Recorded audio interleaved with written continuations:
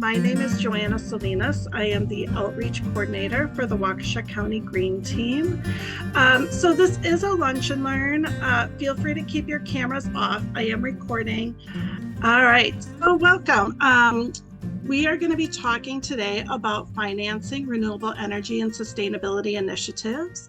With all of the new federal funding out there, there's a lot of opportunity to get your projects funded that maybe not everybody knows about all of that funding that's available. So we're really excited to welcome Dr. Rose Daly here with us today.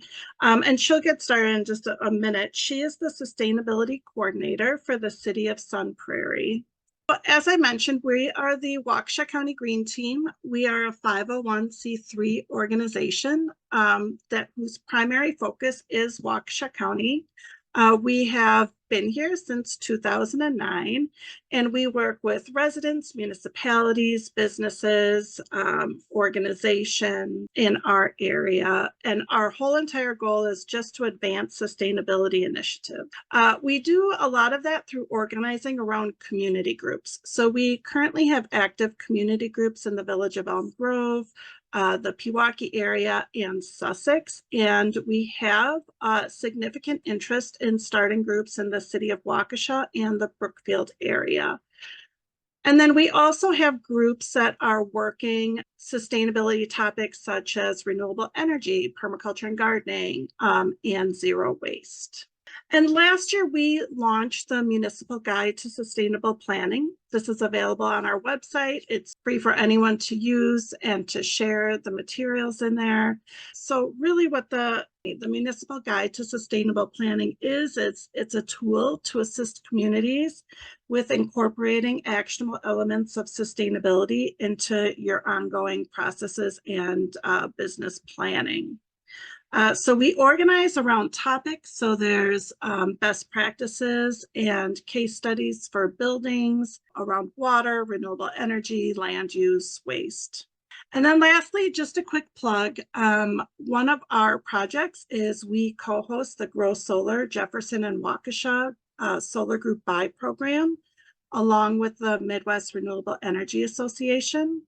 And we are currently getting ready to launch our program in the spring. The City of Waukesha has signed on as a municipal partner.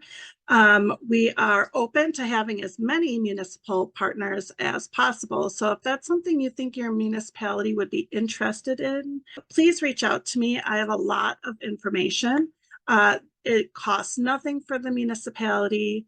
There's no liability to the municipality. It's a program that's been done all over the Midwest very successfully. And this is our third program. Our first two programs resulted in 81 homes being able to go solar. And we would come into your municipality, do a whole bunch of residential education on solar, what that process looks like, what do homeowners need to consider.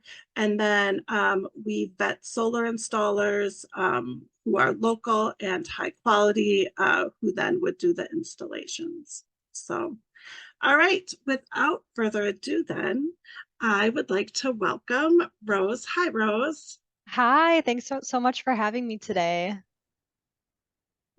All right, Thanks. I'll go ahead and share my screen here.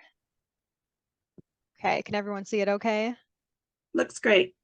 All right, so my name's Rose Daly. I serve as the Sustainability Coordinator for the City of Sun Prairie. I'm actually a City of Waukesha resident, so I do only drive into Sun Prairie once a week, and then I work 4 days from home. And I'm also a community advisor to the Waukesha County Green Team, so I really love everything that this group is doing for our local county. If you haven't already, please go ahead and drop your name and your municipality or your organization in the chat, just so I can see what type of audience we have here today. All right, so getting started, Sun Prairie is located about an hour west of here. So if you're not really familiar with our specific city, I did just want to give you a little bit of background to help put this into perspective. So we are located in Dane County, and within the county, we are the second most populous city after Madison, of course, which is the capital. We have a population of about 36,000 people, and we are the second fastest growing city in the state of Wisconsin, which is pretty crazy. Something unique about our municipality is we do have our own water and electric utility, and that is run through Sun Prairie Utilities.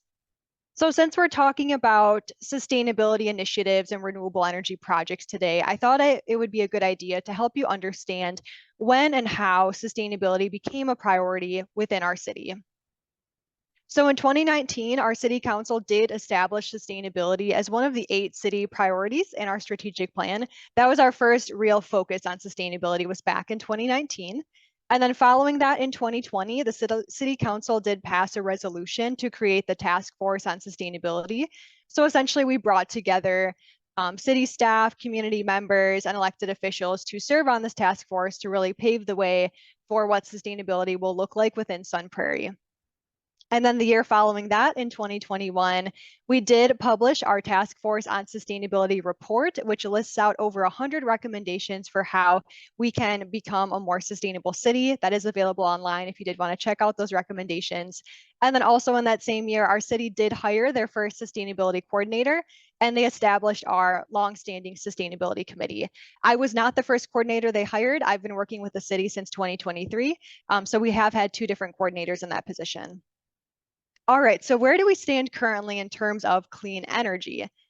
So to date, we've deployed close to 600 kilowatts of solar PV energy on our municipal facilities. Here you can see our 67 kW system on the rooftop of City Hall, as well as our 400 kW ground-mounted system at our wastewater treatment plant. We do have a plan to add an additional 563 kilowatts of solar in 2025, which will bring our municipal total to over 1 megawatt. So we're very excited about that. Now, the reason why we're focusing so heavily on deploying solar energy right now is because we do have a goal of achieving 100% renewable electricity for municipal operations by 2025. So we are racing right now to achieve that goal and put up as much solar and renewable energy as possible. Now, of course, this is not cheap. Putting up all of these solar PV systems and other renewable energy systems are, it costs a lot of money. So I just wanted to also emphasize that to date, we have secured close to $400,000 in funding for our sustainability initiatives. This is through federal, state, and local grant opportunities, as well as incentives and rebates, which I'm going to talk more about today. And then we also have close to $5 million pending for our sustainability projects. Just to clarify, when I say funding we've secured, that's funding that we have in our pockets. So we have finished up that grant project, we've received that reimbursement, we've received that rebate, and we now have that money in our account. And then pending funds are funding that we have been awarded, but we haven't yet finished our projects yet, so we haven't received our grant reimbursement yet, or our rebate, or our incentive. All right, so now let's jump into the specific sources we are tapping into to fund our clean energy projects. There are 3 main ones I'm going to share with you today. Now, what I'm not going to talk about are competitive grant opportunities. There are a ton of those available right now as well. However, those are competitive, right? So it's not guaranteed that you're going to get them. I do encourage everyone to apply for those. But what I want to talk about today is funding that you can access right now for your projects. You don't have to compete for it. It's available for you to use right now. So those 3 sources of funding are the Energy Efficiency and Conservation Block Grant Program. Now, I just said I'm not going to talk about grants, but this is a formula grant, so meaning that certain municipalities have been allocated funding that is yours to use. So I'll talk more about that later. Through this program, $430 million has been allocated to state, local, and tribal governments this year. I do have a list of our local municipalities who have received funding. You might already be aware of this if you did receive an award, but if you didn't, then this will be a great thing for you to see today. There's also the Inflation Reduction Act elective pay program. Hopefully all of you have heard of this. It's really just been hammered into all the local governments, at least in Dane County. But through the IRA, there is billions of dollars available for local governments to implement clean energy projects through 2032. And also the IRA funding is not just restricted to government, it's also available to our residents and our businesses as well. And then the third and final funding resource that we can all take advantage of is Focus on Energy. This provides ongoing funding for local governments to implement energy efficiency projects. Everything from as small as putting in LED light bulbs to as big as putting solar on your roof or switching out your entire HVAC system for something more efficient. So now for the rest of the talk, I'm going to go into details on each of these funding sources, as well as providing 3 case studies on how Sun Prairie specifically is funding our clean energy projects. So first, let's start with that Energy Efficiency and Conservation Block Grant Program, or EECBG. So like I mentioned, there's 430 million that has been allocated to state, local, and tribal governments. This is funded under the Bipartisan Infrastructure Law, and the funding is managed by the Department of Energy Office of State and Community Energy Programs, or CSEP. So certain municipalities received funding from this opportunity based on population size. So I know a couple of the municipalities here today, like City of Waukesha, City of Brookfield, you guys did receive funding, but if you're one of the smaller municipalities, there's a chance that you did not. And I'll show you that list here in a couple minutes. But the main thing here is this is a non-competitive formula grant. So there is currently money sitting in an account for you that you can access if you did receive one of the allocations. Now, what can you do with this funding if you did receive it? There are 3 main allowable activities. They are very broad. So any projects that cut carbon emissions, improve energy efficiency, or reduce overall energy use are eligible under this funding opportunity. So here I've put a list of just 9 different opportunities that you could implement in your city using this funding, but this list is not exhaustive. So again, you could do anything as small as improving your recycling program or swapping out your streetlights for LED alternatives to things as big as deploying renewable energy or setting up a method. All right, sorry for the brief interruption. Let's get back to talking about our EECBG formula grants. So these are the 5 municipalities who received funding. So these funds are available for your municipality to claim right now. You do have to go in and claim them, though. They're not just going to give you this money. So you do have to submit a grant application to actually receive your funding. So if you haven't done so already, you have to submit your application by April 30th to actually receive this funding. So make sure you do that. You don't want to miss out on these thousands of dollars available to Waukesha County. And then the cool thing is you can choose to apply for your funding as either a voucher or a grant. You'll get the same amount, but if you want to streamline your application process, you can apply for this funding in terms of a voucher. However, vouchers do have some spending limitations, so they're mostly limited to purchasing equipment. So if you wanted to use your funding to purchase electric vehicles or EV charging stations or new light bulbs for a building, then you can do that through a voucher.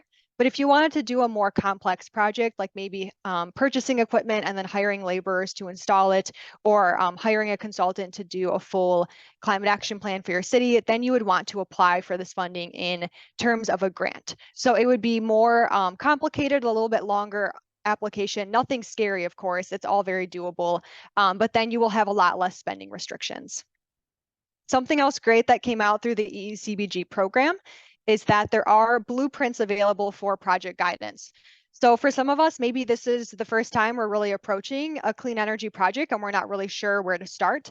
These blueprints will walk you through all the steps necessary that you need to take to successfully execute a project. So for example, they have one on creating an energy plan for your city, or doing a solarized campaign, or electrifying your fleet. So they really do have step-by-step instructions for how to implement these projects. And then they also offer everyone who received funding can spend 10 to 20 hours with the National Renewable Energy Laboratory receiving technical assistance. So the City of Sun Prairie, we worked with NREL already, and they helped us write our grant application. They gave us a lot of good ideas. And once we receive our funding, they are going to help us with our project execution. So there's actually just a ton of resources to make this process easy. I did just want to share with you what part of the blueprint looks like for number 2A, energy efficiency, which is building upgrades and energy audits. So these blueprints really establish all the steps you want to take to do a full building energy assessment. So on this page of the blueprint, one of the first steps is to gather data and establish a baseline for your buildings. And not only do they tell you the steps you should take, they also give you free resources that you can use. So if you have all your energy bills, but you don't know how to put them together into a platform, you can use Energy Star Portfolio Manager. It's free and it's available for local governments to use. So there's a ton of key resources included in these documents, in these blueprints, which are available for free online. So I just wanted to emphasize that even if your local municipality didn't receive allocations, I still recommend checking out these blueprints because these will really lay out the steps you have to take to start implementing renewable energy projects. I know as we move forward, I'm going to keep referencing these blueprints because they are extremely helpful for all these different niche areas we could choose to focus on. All right, so I did just want to share what Sun Prairie is doing with our funding. We received $76,000 from EECBG, and we're going to be following blueprint number 1 and working on energy planning. Specifically, we do plan to create a full climate action plan for our city to bring us to carbon neutral by 2050. So we are following that blueprint, and these are the steps we're taking, which were detailed out in that blueprint. So first, we are going to be developing greenhouse gas inventories. So we first can't reduce what we can't measure, right? So we're going to be building 2 inventories, one for our municipal operations and the other citywide. So what do emissions look like just from our fleet vehicles and our buildings, and then what does it look like in the entire city? Once we established our greenhouse gas inventories, we're then going to set some science-based targets. So by what amount do we want to reduce our emissions by the years 2030 and 2050? And then our last step is hiring a consultant to actually develop a climate action plan for our city that will detail out the steps for us to actually reach carbon neutrality by 2050 and achieve those SBTs. All right, so let's move into our second source of funding, which is the Inflation Reduction Act. So again, hopefully all of you have heard of this already, but if not, I'll just give you a brief overview. The IRA is the largest investment in clean energy in US history. So this is huge. Now is the best time to be implementing these clean energy projects because the IRA does exist. Local governments are eligible for elective pay for clean energy and clean vehicle projects. So how exactly does this work? The first thing we do is we implement a clean energy project. Now, again, this is another very broad term. We can implement wind, solar, batteries. We can purchase electric vehicles. We can put in charging stations. There's a very comprehensive list. Once we implement our project, we then will file for the IRA elective pay, similar to filing for taxes. And then we will actually just receive a check from the IRS. So they will actually give us money in return for putting in clean energy projects within our city, which is really, really amazing. And then also, if there's any businesses or just individuals on the call, IRA is also available for business owners, nonprofits, as well as residents and homeowners. So definitely something we can all take advantage of. Now, this is a list of the clean energy projects that are eligible for elective pay. So again, a very comprehensive list. We have microgrid controllers on here. We have geothermal, we have wind, biogas, fuel cells, all sorts of different clean energies that we can start exploring in our cities. And if you do implement any of these systems or technologies, you will receive 30% of the cost of that project back in your pocket from the IRA. So that is how that works. We can all get at least 30% back. So if we spend $1 million putting up a solar PV system in our municipality, we can receive $300,000 back from the IRS, which is amazing. They also offer some elective pays for vehicles.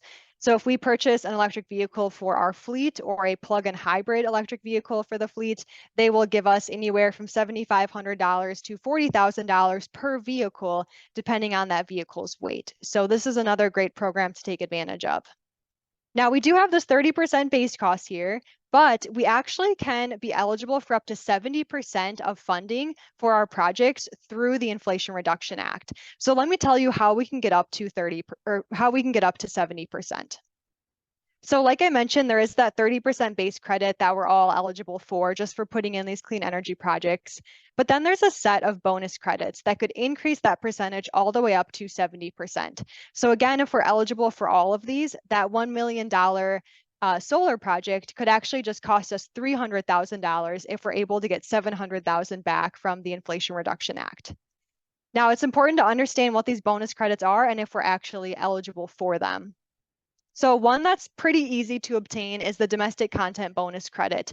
So if you follow Build America, Buy America, or BABA with your projects, so that means sourcing a certain percentage of your project components domestically, you can actually be eligible for an additional 10% credit for your project. Another one is we can receive a 10% bonus credit if our project is located in an energy community.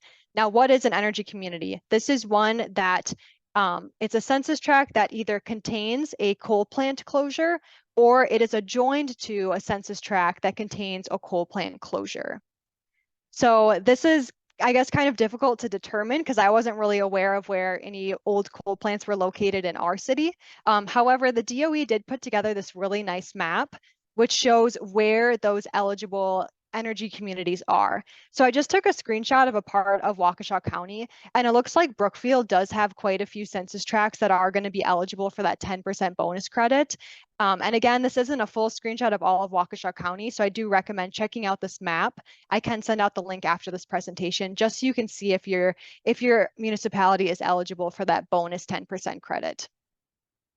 Now, there is another bonus credit that ranges from 10 to 20%, and that is the low income bonus credit. So if your project is located in a census tract that is qualified as low income, then you could receive additional funding from the Inflation Reduction Act. So again, the DOE does have a really nice map which shows census tracts that are considered low income. So again, here's that screenshot, and I did include, or this map does show some census tracts within City of Waukesha that are eligible for that 10 to 20% bonus credit. So really, our county here is eligible for a lot of these bonus credits, meaning that we can expect much more than 30% for our elective pay for our clean energy projects. Now, one last thing I wanted to mention is that the Inflation Reduction Act also offers elective pay for any alternative fuel infrastructure that we implement. So maybe that's electric vehicle charging stations or, biogas or renewable natural gas. If we put up any of those, we can also receive 30% back from the Inflation Reduction Act up to $100,000 per station. So this is another huge way to bring federal dollars into your community just by putting up some refueling stations. However, there's also requirements here. You have to be located in either a non-urban community or a low-income community. So again, here's that map that just shows where we could put up those charging stations within Waukesha and Milwaukee County to be eligible for that 30% elective pay. So we do have a lot of different spaces we can work with here to earn some extra dollars from the federal government. All right, so the very last funding source I wanted to bring to your attention today is Focus on Energy. So Focus on Energy is Wisconsin Utilities' statewide energy efficiency and renewable resource program. Focus on Energy is funded by our Wisconsin utilities. So as long as your local utility has opted into the Focus on Energy program, then you and your residents can take advantage of all of the Focus on Energy offerings. They are overseen by the PSC, and this is how Focus on Energy works. Essentially, all your municipality has to do is implement some energy efficiency upgrades. This could be anything from putting in a new heat pump to putting in LED light bulbs in one of your buildings, upgrading your HVAC or your boiler. And then you let Focus on Energy know that you completed this project, and they will provide you with a direct rebate, which again helps to bring down that overall cost of these projects. So there's also a dedicated advisor from Focus on Energy for the Waukesha County area. His name is Chris Seitz. So if you're not already in contact with Chris, I recommend reaching out to him so that as we go through our capital improvement plans and we're upgrading our buildings, which we're going to do anyways, right? We can work with Chris to figure out how we can be eligible for rebates through these upgrades that we're doing. So I do recommend reaching out to him if you haven't done so already. And then Focus on Energy, they offer a variety of rebates for everything that's energy efficient that you might want to implement into your building.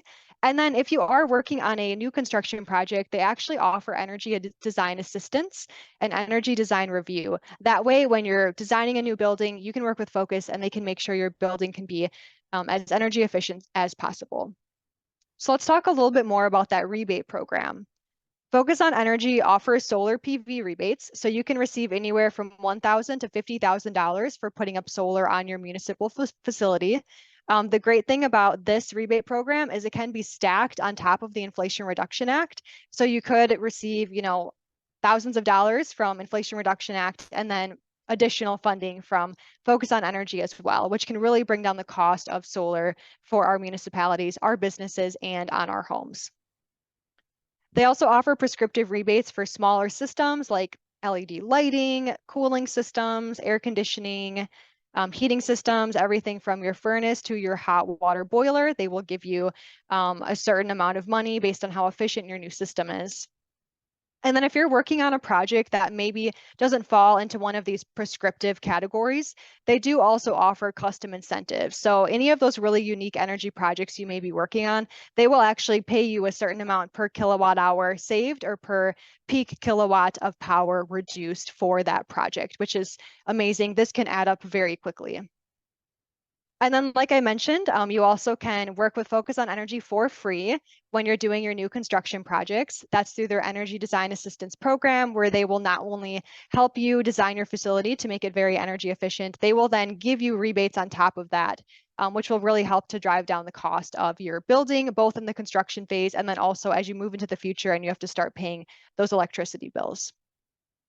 Now, if you're not ready to put in a new building, but you do want to do some O&M on your existing buildings, they do also offer rebates for that. So if you want to do some retro commissioning or whole building tune-up, you can receive Focus on Energy for taking on those initiatives as well. All right, so that kind of wraps up the three main funding sources, EECBG formula grants, the Inflation Reduction Act, and Focus on Energy. So now I just wanted to move into the Sun Prairie case studies so we can talk about how we are making our clean energy projects possible using those funding sources. So I want to start with a softball here and just talk about our municipal fleet and how we are implementing EVs into that fleet. So in 2024, there are 3 vehicles that we will need to replace per our capital improvement plan. So we're going to be purchasing a new engineering truck, a new building maintenance van, and a new detective vehicle. The amount of money you see here in the second column, this is how much we have budgeted in our capital improvement plan for each of these vehicles. Now, this dollar amount here is based on replacing these vehicles with an internal combustion engine vehicle, because that's what we were doing 5 years ago, 3 years ago. We weren't really focusing on EVs. So this is the cost that we anticipated spending on those ICE vehicles. However, we are interested in greening our fleet. So we do actually want to buy an electric vehicle upgrade for each of these vehicles. So we want to purchase a Ford F-150 Lightning for that engineering truck, the Ford E-Transit for our building maintenance van, and then a Mustang Mach-E for our detective vehicle. Now, these do come with slightly higher price tags because they are electric vehicles. So if we do want to complete that electric vehicle upgrade, we actually have to provide an additional $17,000 to make the switch to electric vehicles possible. So how are we going to do that? Like I mentioned, the Inflation Reduction Act does offer an elective pay for any electric vehicle that you purchase. So because we're purchasing 3 vehicles and they all meet that 14,000 gross vehicle weight rating, they are going to, we anticipate receiving $7,500 for each of those vehicles, meaning that we'll receive $22,500 in total from the Inflation Reduction Act just for purchasing these vehicles. So when we add that into our cost analysis here, we're actually going to be bringing in a $5,000 revenue this year for these vehicle purchases. So this is huge. This is money that we can set aside to purchase electric vehicle charging infrastructure for these vehicles, or we can set it aside to buy more electric vehicles in the future. Now let's kind of move up in scale to a larger clean energy project. So our second case study is for the new wastewater treatment plant solar PV that we just implemented back in 2023. So this is a full 403 kilowatt ground mounted solar PV system, and we installed it so that it can help us with our peak loads at the wastewater treatment plant. It's expected to produce 520 megawatt hours of energy annually. So this is actually our biggest municipal system within Sun Prairie. So we're very excited that it's now deployed and operating. Now, how much did this system cost? Because as you can see, it's massive. This project did come in at a price of $840,000. So let's talk about how we were able to finance and afford this. So like I mentioned, Focus on Energy does offer that solar PV rebate, which is based on the size of your system. So for a 403 kilowatt system, Focus on Energy is going to give us about $42,000, which is really great. And then we did some math and we are eligible for about $285,000 from the Inflation Reduction Act. So how exactly do we come up with that number? We have that 30% base credit, which we're all eligible for. So that's going to bring us about $250,000. And then we did make sure that our contractor sourced all of the materials for our project domestically to be in compliance with BABA. and that brought in an additional $84,000 from the Inflation Reduction Act. Now, I don't think I mentioned this earlier, but if you do pay for your projects with tax-exempt bonds, there is actually a small 15% penalty. So we do actually have to subtract $50,000 from this amount because we did finance this project with tax-exempt bonds. So this brings the total out-of-pocket cost to $512,000. And then the amount that we received through incentives is $327,000. So about 40% of the cost of the project will be covered by those incentives and rebates. So our cost is $512,000. We do anticipate saving $40,000 annually on our electric bill through this system. So this gives the system an ROI of just 13 years. This system has a lifetime of 30 to 35 years, meaning that this system will pay for itself easily within the first half of its life, which really made this project very feasible economically and environmentally for our city. And it also made it a very easy sell for our city council. All right, the third and final case study that I have for you today is the Public Library Expansion Project. This is a massive project. We are putting a ton of clean energy systems into this project, so I thought it'd be a really good one to share today during this webinar. So currently, we are working on expanding our library. We are going to double its footprint, and we are going to do a full retrofit and renovation of the existing area. So the total project cost is $23 million. It's one of the biggest projects we're doing right now. We're also planning on electrifying the building, so moving away from natural gas completely. And we're going to do that by incorporating a variety of renewable energy systems into this building. And then lastly, we do want to establish our library as a resiliency center, meaning that it will be a safe place for our community members to go in the case of any emergencies or grid outages or weather events. And we are actually aiming to be the first community resiliency center in the state of Wisconsin. So let's talk a little bit more about those renewable energy systems we're adding to our library. So we're going to be adding 128 kilowatts of rooftop solar. And we do want to be able to use this energy during the nighttime hours and during outages. So we are going to set up a pretty big battery energy storage system. And then the last part that's critical to making our library a resiliency center is adding a microgrid. So this means that anytime there is a grid outage, our library will be able to go into island mode and it can run off of its own energy for a set amount of time. So there's a huge sustainability value for putting in these renewable energy systems. We're going to save 167 megawatt hours of energy every year. We have some electricity bill savings, about $16,000. And this is really going to help us to cut down on our greenhouse gas emissions coming out of this facility. Now, we also have a huge resiliency value. Because we're incorporating batteries and a microgrid into this building, we are going to be able to provide emergency heating and cooling services to our residents during outages. So again, when the grid energy goes out in the dead of winter or on the hottest day in the summer, when no one will have AC or heat, they can come into the library to cool down or heat up and warm up, depending on the season. We're also going to have plug load available for medical equipment. We're going to have refrigeration available for formula or for medications. And then we're just going to have some plug load available so our residents can charge their cell phones and their laptops so they can stay in touch with family and friends during their outage. We're also going to house our local TV and radio station in our library so they can continue broadcasting during outages. And then we're also incorporating a tornado and bomb safe shelter within the library as well. So all of this wouldn't be possible without putting in this really large and unique renewable energy system to help us be able to go into island mode during those outages. So what is the cost of this system? Because there's a lot here. Our estimated cost is about $600,000 for the solar, the batteries, and the microgrid. So again, how are we going to afford this? Since we're putting solar on our rooftop, we are eligible for that Focus on Energy solar rebate. They're going to give us about $16,000 for a 128 kilowatt system size. And then we're also anticipating receiving anywhere from $260,000 to $310,000 from the Inflation Reduction Act. So to get this number, we first took the 30% of our total project cost. So 30% of that 606 is $182,000. We are going to require our contractors to source the contents of the project domestically and to follow BABA. So that will earn us that additional 10% bonus credit, giving us an extra $61,000. And then our library is actually located in a low-income community per that map that I showed you earlier.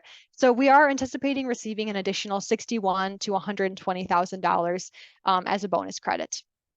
Now, again, we are financing this through tax-exempt bonds, so we are going to subtract about $50,000 from that amount. But this will bring our cost for this project down to just $282,000. And then over 50% of our project will actually be coming from those incentives that we receive from Focus and from the Inflation Reduction Act. So the system does have a 30 to 35-year lifetime. So that brings our ROI down to under 17 years. So again, it'll pay for itself in the first half of its life. Now, one more really big renewable energy system that we're adding to this building is a ground couple water-to-water heat pump, or a geothermal system. So this is how we're able to fully move away from natural gas, is by electrifying our building and running the HVAC off of a geothermal system. So we actually hired, we didn't hire Focus on Energy because they offer their services for free, but we worked with Focus on Energy to do a full energy design for our geothermal system. So again, that was through their Energy Design Assistance Program. And what they did is they really helped us to see if a geothermal system was feasible, if it would actually save us money compared to a traditional HVAC, if it would save energy compared to traditional HVAC. And these were just some of the numbers that I pulled from their analysis. So they looked at, how much will maintenance be over the lifetime of your geothermal system? How much energy will you save every year? Is there a cost savings? How long do we expect your system to last? Things like that. So based on this design assistance they provided to us, this actually helped us to sell to council that geothermal is actually the most financially and environmentally feasible decision for this library. So what is the cost of this geothermal system? The cost is coming in at about $4 million. Now, I do want to clarify that the $4 million price tag is for the entire HVAC system for the whole building. So this includes ventilation, this includes duct work, it's the entire HVAC system, not just the heat pump and the ground loop. All right, so how are we going to afford this? Focus on Energy, they did give us a custom incentive of $26,000. So they essentially designed our geothermal system for us. And they said, if you install this, we will give you $26,000 to put towards your project. So we are going to go ahead and install that so we can get that rebate from them. And then we're anticipating anywhere from 1.7 million to 2.1 million from the Inflation Reduction Act just for putting in this geothermal system. So again, we're eligible for that 30% base credit. So we just took 30% of that 4 million and we got 1.2 million. We are going to ask our contractors to source their products to be in compliance with BABA. So that will give us an additional about $400,000 for that bonus credit. And then just like with the solar, the library is located in a low income community. That will bring in an additional $400,000 to $800,000. And again, we subtract 15% because we're paying for tax exempt bonds. So that brings our cost just down to $2 million for this geothermal system. And the other 2.1 million will be paid for using the incentives and rebates that we receive. Now, I just wanted to point out that the estimated cost of a traditional HVAC system came in at $2.1 million. So not only is the geothermal system cheaper, it's also going to bring in an extra 2.1 million into the city from federal dollars. And we have a huge amount of cost savings and energy savings every year for this system. So it really was the most financially wise decision for us to make for this building. All right, that wraps up my case study. So just to wrap things up here, in summary, as you saw, there are a lot of really great incentive and rebate programs available right now for our municipalities, our residents, and our businesses to take advantage of. Some next steps for EECBG is I encourage you to check if your municipality received an allocation. And if you did, start planning your projects and submit an application by April 30th so you can claim your funding. For Focus on Energy, definitely determine if your municipality is served by Focus on Energy. So check if your local utility is partnered with Focus on Energy. There's a huge list online. It's probably likely that your utility is, but definitely confirm that first. And then if your municipality is served by Focus on Energy, go ahead and reach out to Chris Seitz so you can get started on receiving those rebates. And then next steps for the Inflation Reduction Act. This funding is available for the next 8 years. So it is going to sunset in 2032. So now is really the best time to start implementing those projects and then filing for those elective pays through the Inflation Reduction Act. So that wraps up my presentation. Thanks again for having me, and I would be more than happy to answer any questions.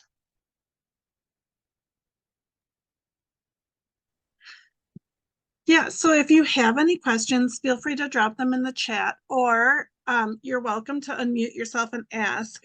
Again, I'll just reiterate that if you want to ask specific questions about, your municipality, or, talk about something you might be working on, I will not include that in the recording. So you should feel comfortable and free to discuss. So.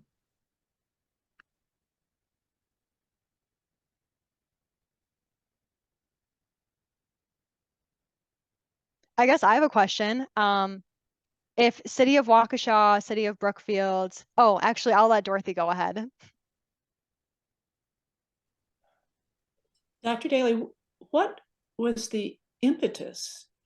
Who provided the inspiration, the chutzpah, whatever, for Sun Prairie to get the jump on this sustainability adventure? Yeah, that's a really good question. So there's a couple answers there. Our mayor was really the one who wanted to start, plowing forward with sustainability. When he was elected, I believe it was in 2015, he really started pushing for sustainability, and he actually kind of swapped out some of our council members for council members who support sustainability. So currently, we have a mayor who loves sustainability and pushes for it, and the majority of our council also heavily supports sustainability projects. So that really helped us to have a really good support system to move forward with sustainability. And then, of course, we hired the sustainability coordinator who's really driving all of our efforts forward. And just related to that, what is your profession, your training, your background? Are you an engineer, or is there now a new whole profession called sustainability? Or Yeah, was Sun so Prairie lucky enough to get you? thank you. That's really kind of you. So my background is in environmental engineering. I have a bachelor's, master's, and PhD in that. However, I know other sustainability coordinators in Dane County who don't have engineering degrees. They have biology degrees, science degrees. There are sustainability degrees. Some of them have policy degrees.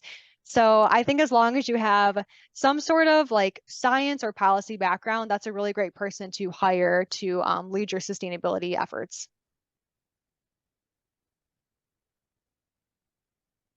Ooh, good question. So is Mm. BABA mandatory for any of these programs?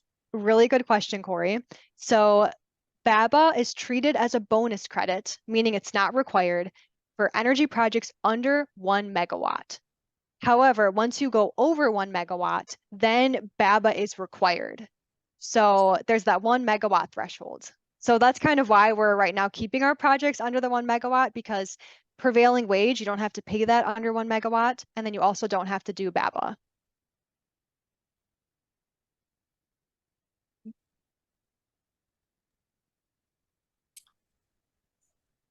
I have another follow-up question. I don't see anybody else's hand up. It's all very well and good to have the engineering expertise, the facts and figures, and a supportive mayor. But then you got to get this stuff past a city council, a county board, all those other folks who are, some of whom might want to just be saving money. Don't allocate taxes, don't increase my taxes. So how are you addressing the reluctant and the financially wary? Yeah.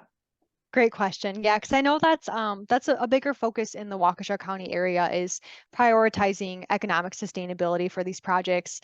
So what we like to do is we like to provide our council with a full breakdown, because they will always ask us, okay, you guys want to put in solar, what's the ROI for that system? Or, what's the payback for a wind farm? Or if you are going to buy an electric vehicle, are there actually, fuel savings there, operation and maintenance savings? So that's something that I spend a lot of time on, is determining ROIs for our projects. And whenever we're able to show our council that, this project has a quick ROI. It's going to save us money. It's going to make us revenue. And there's federal funding sources available through the Inflation Reduction Act to put money back in our pockets. And through Focus on Energy, it's typically a pretty easy sell for our council. Also, they are very open-minded and they are typically very supportive of all of our clean energy projects. But for anyone who maybe is a bit more on the fence, I just think focusing on that financial piece and showing that cost breakdown, having that analysis.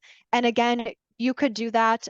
You could have your sustainability coordinator do that. You could have Focus on Energy do that analysis for you for free. They can help you with that design assistance. So there's a lot of different resources out there to help you build that case to then bring it to your city council for approval. Mm-hmm. Yeah. Rose, how long have you been in your position in Sun Prairie? So I've only been in my position for just over 6 months. It feels like 6 years because of like how much I've gotten involved in and how much I've been doing, but it's been really amazing so far. And we have so many great projects on the horizon that are really going to help to push us toward a more sustainable future. Mm-hmm. And for municipalities who might be toying with the idea of hiring a sustainability coordinator for their municipality, it sounds like you've brought in a significant amount of dollars into your community. Do you feel like so this is an odd question, but do you feel like your position is paying for itself? Yeah, that's a really good question. I'm trying to go back to my very first slide here, where I showed how much money sustainability has brought into the city. So my position has easily paid for itself multiple times over since my position was established in 2021. So sorry, let me get back to that slide here so I can show you the exact numbers. Okay. Almost there. Okay. So we established sustainability as a priority in 2019, 2021. We hired that coordinator. Since that date, my position has brought in close to $400,000 in under 3 years. So that has easily paid for my position. And then also we have that about $5 million in pending funds that are going to be coming in the next 2 to 3 years through the Inflation Reduction Act, through Focus on Energy for all of these projects. So my position very easily pays for itself. And I'm the one chasing these dollars. So you can hire someone to come in, manage these projects, coordinate these initiatives, and then chase those dollars to make sure you are not losing out on a single penny that can be brought into your municipality for clean energy and clean vehicles. Excellent.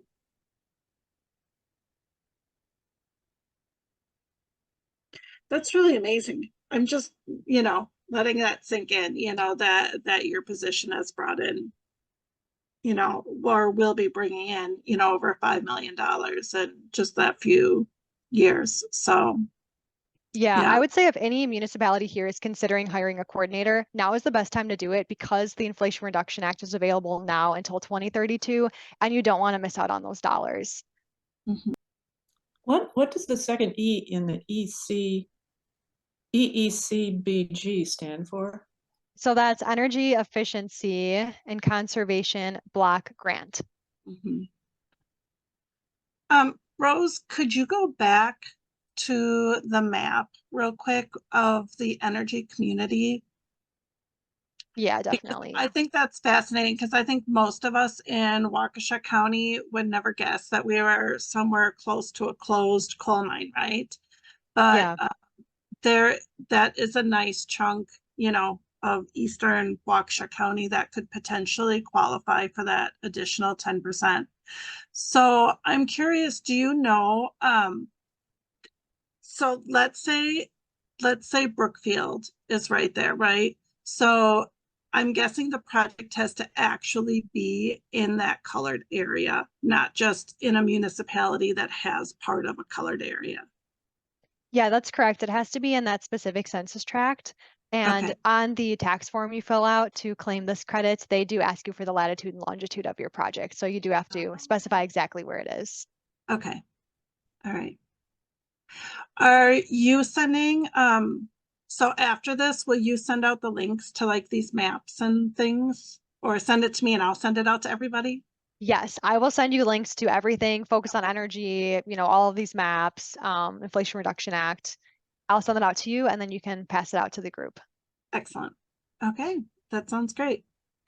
Well, if there aren't any further questions, I think we're about to hit 1 o'clock here. So I just want to thank you so very much for being with us today, for sharing all of this incredible knowledge. And I look forward to hearing all about what you're doing going forward and visiting the Resiliency Center. That sounds like just a truly amazing project. What is the timeline for when that will be done? Yeah, we are so excited for our new Resiliency Center. It's going to bid on Friday. So it's like coming into Oh, fruition right now. We're going to break ground in June and then we are going to wrap up construction in summer of 2025. So okay. next year we will have a Resiliency Center in Sun Prairie. All right. That's pretty amazing. Are there, now I'm just, after I say goodbye to everyone, are you aware of other resiliency centers in other municipalities, or is this a newer idea? So it's a newer idea, just because microgrid technology is really becoming more readily available. So we want to be the first resiliency center in the state of Wisconsin, but we also know there's other municipalities who are like racing to be the first as well. So, but that's a good thing, right? That we're all trying to put in these microgrids and make sure that our facilities can operate when there's grid outages. So we'll see if we're the first, but if not, that's a good thing that there's other people putting in resiliency centers. Yeah, it's definitely a good thing. I mean, in some ways it's sad that we have to, right? But Yeah. I think more and more we're seeing outages that last 2, 3, 4+ days, right? So it's really important to have that community center for people to go to and keep them safe and, just handle their basic needs. So Yeah, and it was so cool working with our design team just to figure out like how long can our building operate if we keep everything running, all the lights, all the computers, everything running, how long can it operate for? Or if we want to just shut off part of the building and then only have that bomb shelter and like part of the area open for residents, then how long will our energy last? So we can be prepared for like shorter outages as well as longer outages. yeah, that's really neat. Yeah. All right. Well, I want to thank everybody again. The recording for this will be available hopefully by tomorrow. And Rose, I look forward to working with you again in the future. Yeah, sounds good. Thank you so much. All right. Thank you, everyone.